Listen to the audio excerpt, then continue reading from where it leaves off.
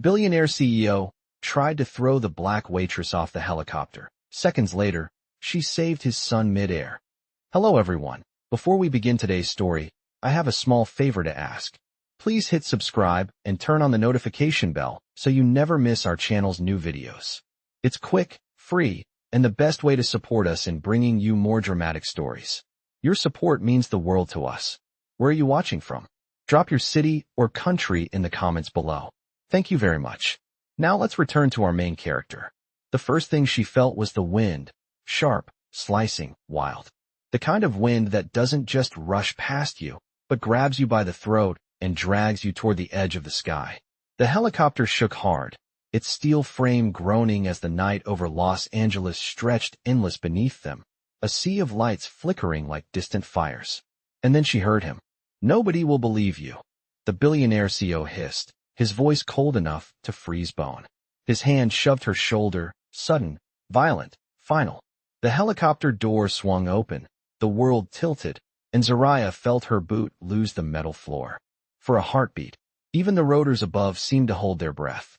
Zariah Monroe wasn't supposed to be here. She was a waitress, brought in last minute to serve champagne during a high-profile rooftop fundraising flight, an event so exclusive that even the air felt expensive. She had boarded quietly, head down, keeping her breath steady the way she'd learned growing up in South Baton Rouge. Be small, be polite, don't make noise. But noise had found her anyway. A conversation she wasn't meant to overhear. A whispered threat between the billionaire CEO, Marcus Hale, and his private advisor. A missing $200 million. A forged signature. And a single sentence that made Marcus's eyes snap toward her like a trigger being pulled. The waitress heard us. That was all it took. Power. Panic. Pride. Now Zariah was hanging halfway out of a helicopter 900 feet in the air, the city spinning beneath her like a broken carousel. The wind punched her face, ripping tears from her eyes as Marcus leaned in, his jaw clenched, his skin glowing red from the cabin warning lights. "Let go," he growled. "Just let go." Another shove. Her fingers slipped from the doorframe. Gravity reached for her like a hungry hand. But then, a sound. Not a scream. Not Marcus. A child's cry. Thin, shaking, terrified. Zariah twisted midair, her body flipping as she fell, and her eyes locked onto the boy strapped into the seat behind Marcus. A boy no older than 7. Marcus Hale's son. And his seat harness, loose. Not clipped fully. The turbulence had started to pull him toward the open door where she had just been pushed. For a split second, Zariah saw two futures. One where she let go, where the wind swallowed her whole, where justice came cheaply and quickly in the dark. And another future, harder, crueler, requiring everything she had left. She chose the second one. Instinct snapped through her body like a lightning strike. She reached out mid-fall, caught the edge of the landing skid, her shoulder nearly ripping from the socket as her body slammed against the undercarriage. Pain burst through her arm, white and electric, but she held on. Above her, the boy's small hands were slipping from the seat. His eyes were wide, wet, desperate. "Please help," he cried, voice barely rising above the roar. And Zariah, dangling over the city like a forgotten prayer, looked straight into the eyes of the child whose father had just tried to erase her. "I've got you," she whispered. She braced her feet, pushed upward, every muscle screaming, her fingers bleeding as she reached through the open doorway. The helicopter lurched again. The boy slid farther. Marcus froze, his face draining of color as the truth hit him. He had almost lost his son. And the only person who could save him now was the woman he had tried to kill. The rotors thundered overhead. The wind howled like a living thing. And Zariah stretched her arm 1 inch farther. Then another. Then, she felt it. His hand. Small. Trembling. Trusting her completely. And in that moment, dangling between life and death, Zariah Monroe wasn't the waitress anymore. She was the only steady thing in the sky. The night did not slow down after Zariah caught the boy's trembling hand. If anything, the sky seemed to tighten around them, squeezing every breath, every heartbeat, every decision into a narrow space between survival and disaster. The helicopter jolted again, a violent shudder that nearly tore her grip free from the landing skid. Pain exploded up her arm, but she refused to let go. Above her, The boy's fingers clung desperately to hers, small and shaking, his eyes soaked with fear as the open door yawned behind him like a mouth waiting to swallow him whole. "Hold on to me," Zariah whispered, forcing each word out through clenched teeth. The wind punched her face, cold and relentless. Her boots scraped against metal, searching for traction that barely existed. The city lights below blurred into streaks of gold and white as the helicopter banked left, fighting sudden turbulence over the downtown skyline. Inside the cabin, Marcus Hale looked like a man split in two. One half was the billionaire CEO who relied on force, intimidation, and absolute power. The other half was a father watching his own child slip toward the same void where he had just tried to throw a woman to her death. For the first time that night, Marcus's face drained of every ounce of arrogance. His voice cracked, barely rising above the roar of the rotors. "Eli, hold on to her. Do not let go." But the boy was already slipping, the helicopter tilting again as the pilot shouted something unintelligible over the comms. Zariah planted her feet and swung her body upward, her muscles screaming from the strain. She locked her elbow over the edge of the door, using herself as a human anchor while her free hand reached toward the child's harness. The strap was twisted, tangled from the turbulence, and seconds away from giving way. Eli whimpered when the metal buckle slid another inch. "Do not be scared. I am right here," Zariah said, her voice steady even as her arms trembled uncontrollably. Her grandmother used to say that courage was not loud. It was quiet. It was steady. It was the moment you held on when everyone else let go. Tonight, that truth lived in her voice. She hooked her fingers beneath the failing strap and pulled with everything she had left. For one terrifying moment, the metal refused to catch. Then it clicked, a small metallic sound swallowed by the chaotic roar around them, but powerful enough to pull a tear of relief from Zariah's eye. The harness tightened around the boy's waist, securing him again. Eli let out a sob of sheer release, clutching her wrist with both hands even as she began the agonizing process of pulling herself back inside. Marcus dropped to his knees and grabbed the back of his son's harness, pulling him fully into his arms. His shoulders heaved with a mix of terror and something else he had not felt in years, helplessness. Zariah did not stop. Her boots hit the cabin floor first, then her knees. Then, finally, her hands released the landing skid, fingers bleeding, knuckles raw. She collapsed onto the metal floor, chest rising and falling in sharp, desperate breaths. The pilot's voice came through the headset, panicked and shaking. "We need to land right now. We have lost partial control." Marcus did not answer. His eyes were locked on the woman sprawled on the cabin floor, the same woman he had tried to throw into the void not even 60 seconds earlier. His throat tightened as he took in the sight of her torn sleeves, her trembling arms, and the fierce determination still burning in her eyes. He opened his mouth, but no words came out. Eli beat him to it. The boy crawled out of his father's grasp and threw his arms around Zariah, burying his face into her shoulder as if she were the only solid thing left in the sky. "You saved me," he whispered, his voice small but full of conviction. Zariah closed her eyes for a moment, steadying her breath. "You are safe now. That is what matters." The helicopter dipped again, alarms blaring as the pilot fought to control the descent. Marcus finally found his voice, low and shaken. "Zariah, but she did not look at him. Not yet. Some truths needed silence before they were spoken. The aircraft continued its shaky descent toward the emergency landing pad below, and for the first time in his life, Marcus Hale realized that the most powerful person on that helicopter was the woman who had every reason to let him fall, and chose not to. The helicopter landed hard enough to shake the ground beneath it, skidding slightly before the pilot managed to steady the craft, and the moment the rotors began to slow, emergency crews rushed in, their flashlights slicing through the darkness like white-hot blades. Zariah felt the vibration of the landing pad under her palms before she fully understood she was still alive, and when she finally lifted her head, the cool night air hit her face with the sharpness of reality. She forced herself to sit up, her arms trembling from the strain, while Eli clung to her side, refusing to let go even when the paramedics approached. The boy's face was streaked with dried tears, but his grip on her sleeve was fierce, as if he believed releasing her would return the sky to the chaos it had just taken from him. Marcus stepped out of the helicopter behind them, his legs unsteady, the weight of everything that had happened pressing down on his shoulders harder than the descent ever had.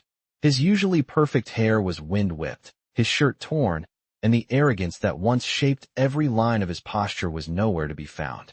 He looked at Zariah with an expression that did not belong to a billionaire, but to a man who had seen his entire world almost slip away in a single violent moment.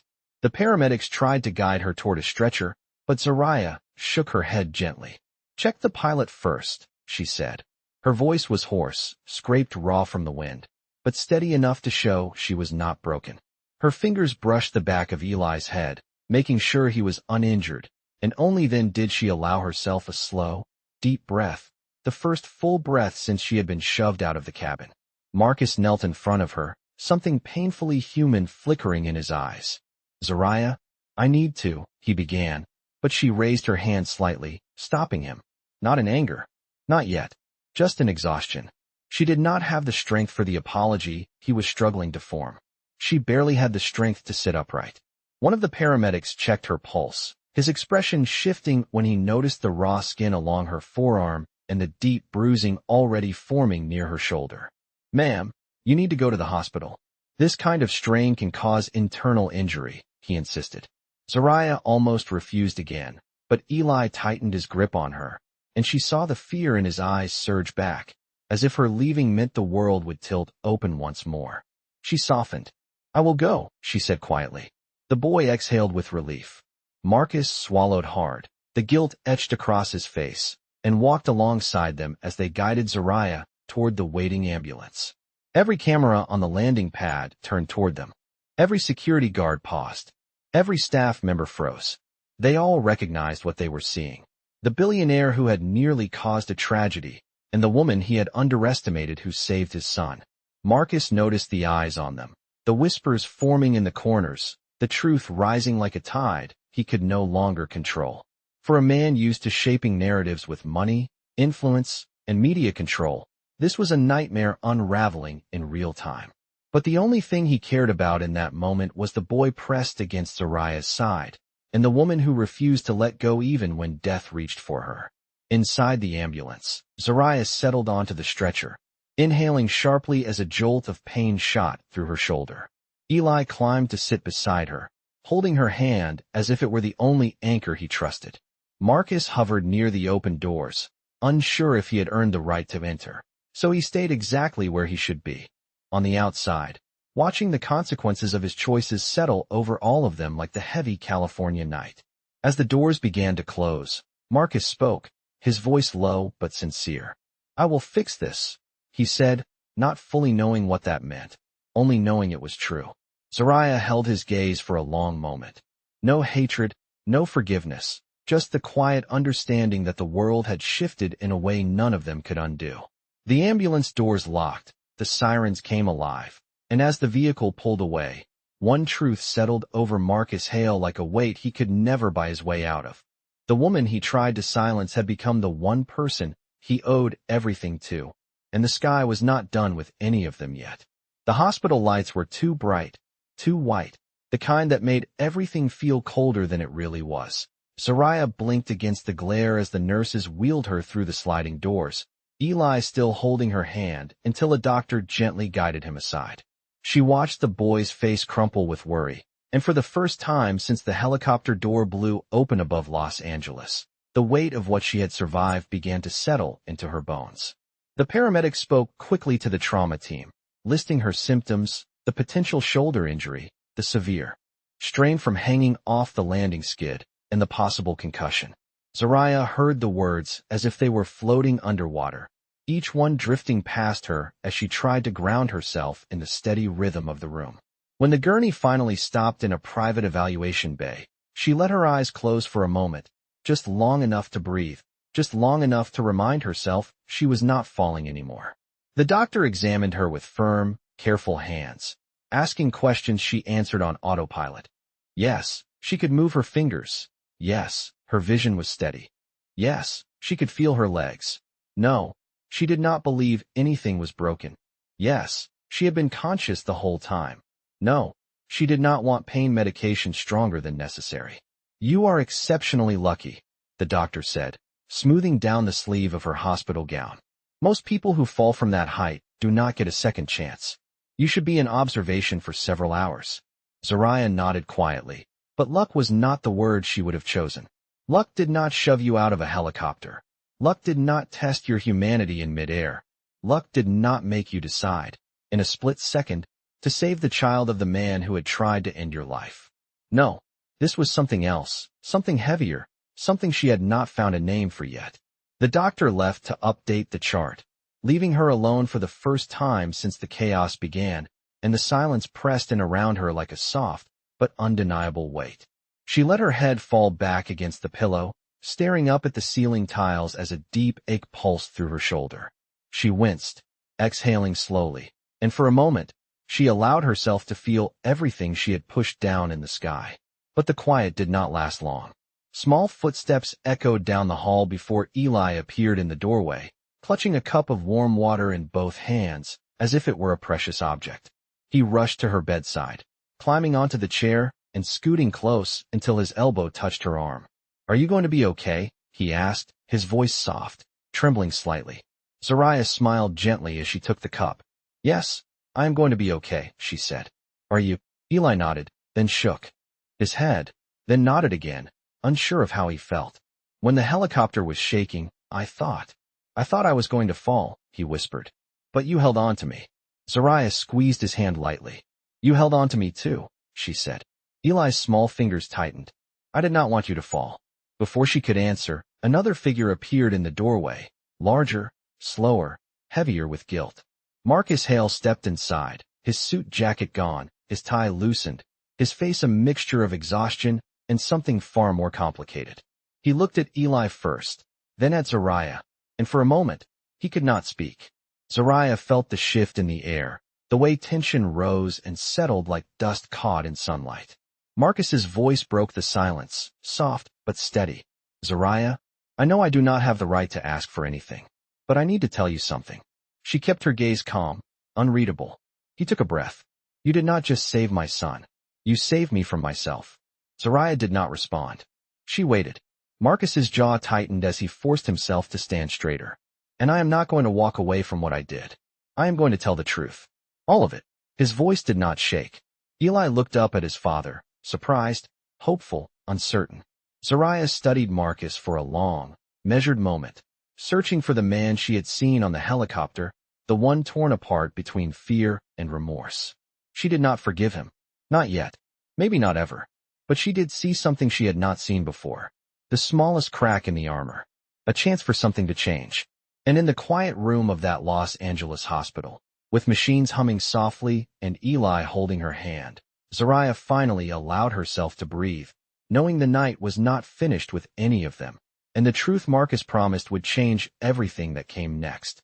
The hours after Marcus Hale's confession moved slowly, as if the hospital itself understood the weight of what had been spoken. Zariah remained in her bed, her shoulder wrapped, her body stiff but healing, while Eli refused to leave her side, sitting curled in the chair with his small hand resting on her arm as though she was the only steady thing left in his world. Nurses came and went, checking vitals and updating charts. But the room held a quiet that felt almost sacred, a calm after a storm that none of them were fully ready to acknowledge. Marcus stood near the window, his hands clasped tightly in front of him, staring out at the night sky with eyes that seemed older than they had been just hours earlier. The city stretched below him in a wash of lights, and he took a long breath before turning back toward the bed. He looked at Zariah with a mixture of shame, gratitude, and something else he had not felt in years, something dangerously close to humility. "Legal is on their way," he said quietly. "There are statements I need to give, and I am not going to hide what I did. The investigators will have all the footage from the helicopter, and so will the board. And whatever comes of it, I will accept it." Zariah nodded slowly, not offering praise and not offering forgiveness. The truth he was choosing now was not a gift to her, but a responsibility he had owed all along. Eli watched his father carefully, uncertainty shifting through his expression, and when Marcus reached out to touch the boy's shoulder, Eli moved closer to Zariah instead. The gesture hit Marcus harder than any accusation ever had. His eyes closed for a moment, his breath shaky, but he did not argue. He simply lowered his hand and accepted the silent truth spoken by his child. A knock sounded at the door, and two people stepped inside, both wearing tailored suits, crisp badges clipped to their belts. One introduced herself as an aviation investigator, the other, a representative from the Federal Aviation Administration. Their presence was professional but heavy, the kind of official weight that turned mistakes into consequences. "Mr. Hale, we need to speak with you privately," the woman said, her tone firm. Marcus glanced at Zariah before answering.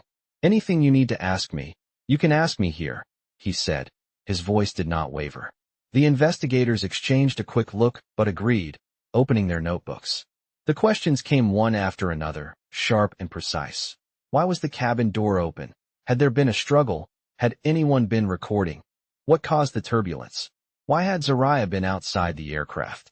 Did Eli's harness malfunction, or was it improperly fastened? What was said moments before the incident? Marcus answered each one without hesitation, every word pulling another layer of truth into the room. He told them how he panicked, how he tried to silence a woman who had overheard his conversation, how he pushed her. He did not soften the details. The investigators wrote quickly, their pens scratching across the pages. When they finished with Marcus, they turned to Zariah. "Ms. Monroe, are you able to speak?" the woman asked gently. Zariah nodded. Her voice was soft but unwavering as she recounted her version of the events, the sound of the wind, the shove she felt, the fall, and then the moment she saw Eli slipping from his harness and made the choice to grab the landing skid instead of letting gravity decide the outcome. The investigators listened closely, their expressions shifting from concern to disbelief to a quiet respect that tightened the air between them. When the questions ended, the investigators closed their notebooks and stepped out to make calls, and the room exhaled with them. Marcus sat heavily in a chair across from Zariah, running a hand through his hair. "No matter what happens next, my son is alive because of you," he said, "and I will never be able to repay that." Zariah met his gaze, her eyes steady. "Your son deserves better than silence and secrets," she said. Marcus nodded slowly. "He will get better. Starting now." Eli looked between the two adults, his hand still wrapped around Zariah's fingers, and his voice broke the silence. "Are we going to be okay?" he asked, not to his father, but to her. Zariah squeezed his hand with gentle assurance. "We are going to tell the truth," she said. "And the truth always takes us exactly where we need to go." Outside the window, dawn began to break over Los Angeles, the sky softening into pale gold, and in that rising light the weight of the night started to shift, not away but forward, toward the consequences none of them could outrun and the redemption none of them expected.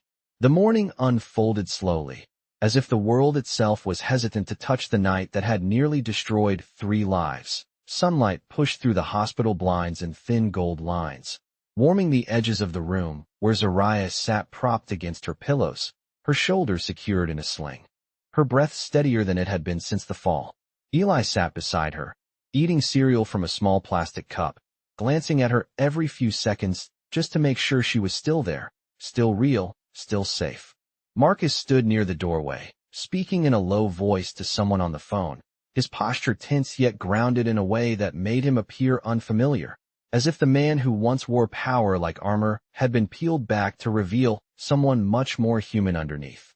When he hung up, he took a slow breath and stepped farther into the room. "The board knows everything now," Marcus said. His voice carried the weight of that truth. They saw the footage from the security camera inside the helicopter. The audio, the angle, everything. Zariah felt Eli stiffen beside her, his small fingers gripping her uninjured hand. Marcus continued, his eyes lowering. "There will be an internal investigation and a public statement. I am stepping down as CEO while everything is reviewed." Zariah held his gaze, her expression calm but guarded. She did not take joy in his downfall, but she did understand its necessity. Sometimes the strongest justice came from allowing truth to echo exactly as it was meant to. A soft knock interrupted them. A woman walked in, dressed in a navy suit, her badge clipped neatly near her shoulder. She introduced herself as a representative from Child Safety and Family Services. The moment she mentioned her department, Marcus straightened, his jaw tightening. "Eli is safe," Zariah said firmly, but calmly. The woman nodded. I am not here to remove him from your care. I am here because any incident involving a minor in a life-threatening aircraft situation requires an automatic welfare check.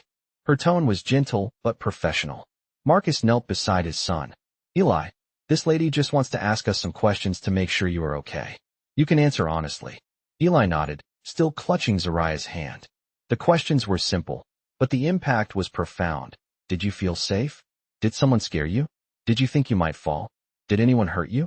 Eli hesitated only once before quietly saying, My father pushed her. I saw it. But she saved me. The room fell silent. Marcus closed his eyes as the words landed heavier than any accusation ever could. The investigator wrote everything down, then stood, offering Zariah a soft, grateful nod. Ms. Monroe, your actions prevented a fatality. The department will reflect that in our report. When she left, Marcus sank into the chair opposite Zariah, elbows on his knees, hands clasped tightly. Eli, he said softly, I made a terrible mistake, but I will spend the rest of my life trying to make it right. You deserve a father who protects you, not one who lets fear control him. Eli looked up at him, conflicted but brave, then shifted even closer to Zariah, leaning gently against her arm. Marcus's shoulders sagged, but he did not complain. He understood the bond forming between them was something earned, something honest. A short time later, a different knock sounded at the door, lighter and less formal. The pilot from the helicopter stepped in, his arm in a sling, his eyes humbled. Ms. Monroe, he said, I wanted to say thank you. You saved all of us. When the aircraft destabilized, I lost control. But you, he shook his head, overwhelmed. You saved that boy while hanging off the helicopter. People talk about courage, but I have never seen anything like that. Zariah managed a tired smile. I did what needed to be done.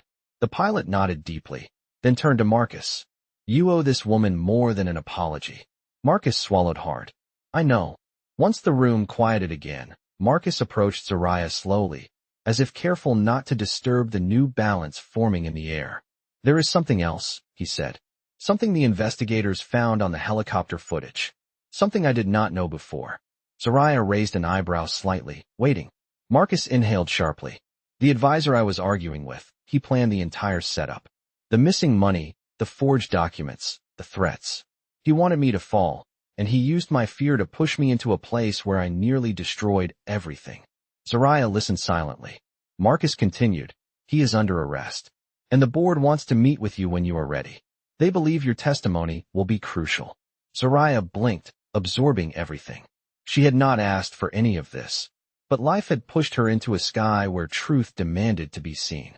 Eli leaned against her, his voice small but steady. Can you stay with us? He asked. Zariah brushed his hair gently. I am not going anywhere right now, she said. Marcus exhaled with visible relief as the morning sun broke fully across the window, and for the first time since the helicopter door swung open above the city, it felt like the world might be tilting towards something better rather than something broken.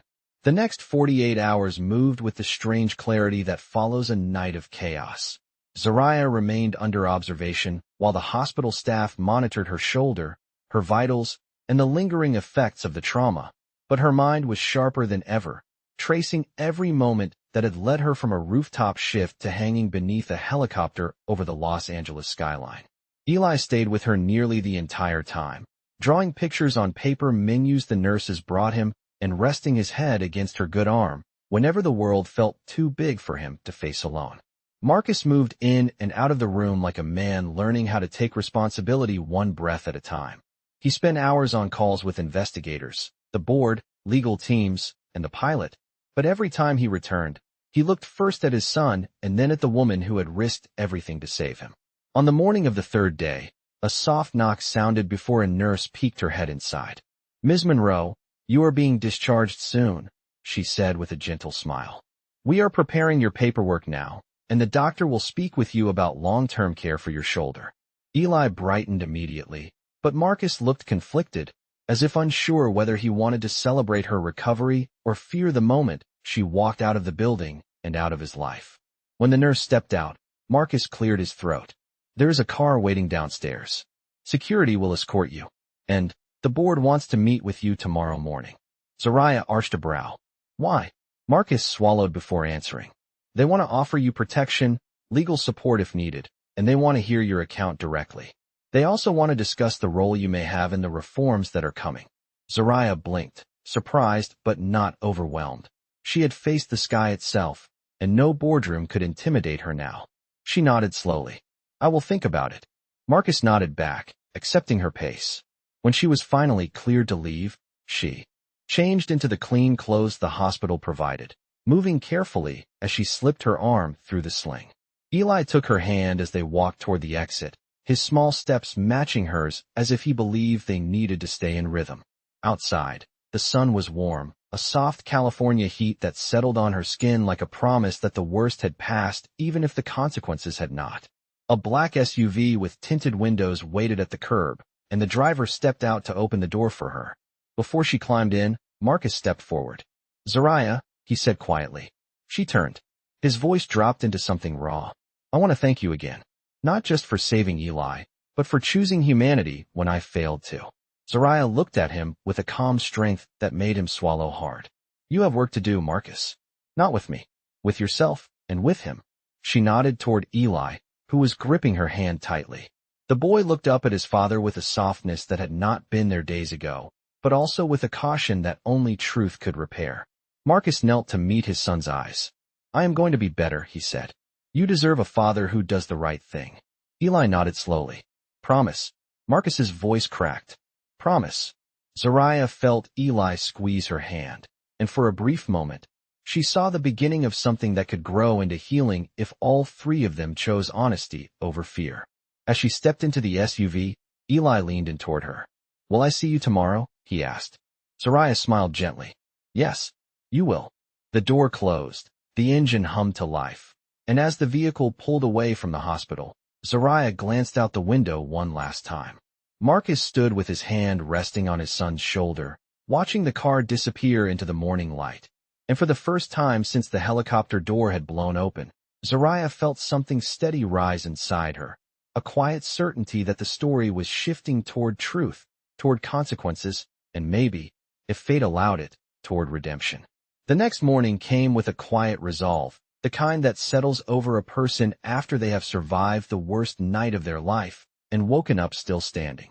Zariah arrived at the corporate tower just after 9, escorted through a side entrance by security as instructed, her arms still in a sling but her steps steady, her breath calm.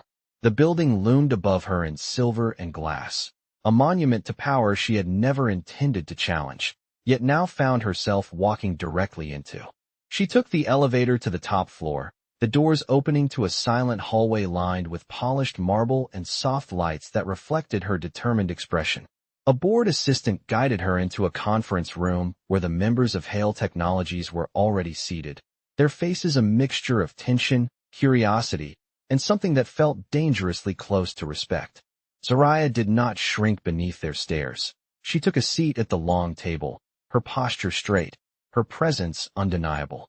The chairwoman, an older woman with steel-gray hair and eyes that missed nothing, opened the meeting. Ms. Monroe, thank you for being here. We have reviewed the footage.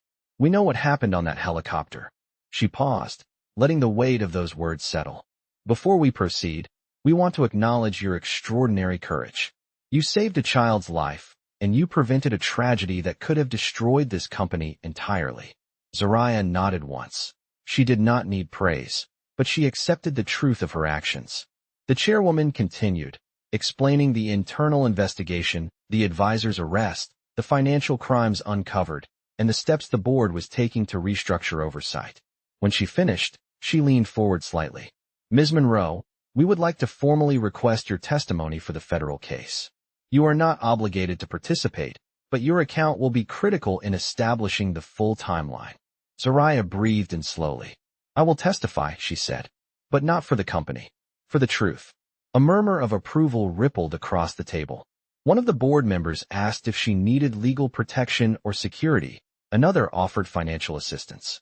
Zariah declined everything except a written guarantee of safety for herself and for Eli, ensuring the child would never again be placed in danger because of someone else's corruption. The board agreed unanimously. As the meeting ended and Zariah gathered her things, the chairwoman stopped her at the door. "Ms. Monroe," she said quietly, "people like you are the reason this company still has a future." Zariah met her eyes, steady and unshaken. "Then build a future that deserves people like him," she replied, thinking of Eli. She left the tower with the sun warming her face, her resolve firmer than ever, knowing the next chapter would demand even more truth, even more courage, and even more grace from everyone involved. When Zariah stepped out of the corporate tower and into the warm California afternoon, the world felt strangely quiet, as if the city itself was catching its breath after witnessing everything that had unfolded. Her arm still rested in the sling, but she carried herself with a calm strength that no fall from the sky could take from her. As she walked toward the curb, a familiar voice called out her name, soft but hopeful. Eli ran toward her with his backpack bouncing against his shoulders, his small arms wrapping around her waist with a relief that made her heart tighten. Marcus followed several steps behind, his posture humbled, his eyes filled with gratitude rather than the power he once wore like a shield. He stopped in front of her, hands in his pockets, voice low. "The board told me you agreed to testify," he said. "Thank you for everything." Zariah nodded gently. "Tell the truth, Marcus. That is how all of this gets better." He swallowed, then knelt beside his son. "Eli, Ms. Monroe is going to help us fix what happened, and I am going to keep every promise I made to you." The boy nodded, then slipped his hand back into Zariah's as naturally as breathing. The simple innocence of the gesture was the closest thing to forgiveness Marcus had received since that night in the sky. As they stood together on the sidewalk, the helicopter's roar felt like a distant memory, replaced now by the quiet hum of cars and the soft laughter of the child whose life had changed all of theirs. Zariah crouched carefully to meet Eli's eyes. "You were brave," she said. "Braver than you know." He smiled, shy but steady. "You were too." She rose, the sunlight catching her face, and for the first time since the fall, she felt completely grounded. Not because justice was finished, but because the truth had finally begun.